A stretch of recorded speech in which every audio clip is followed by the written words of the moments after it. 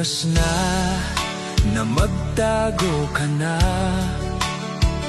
Si Trillanes ay tatapusin ka niya.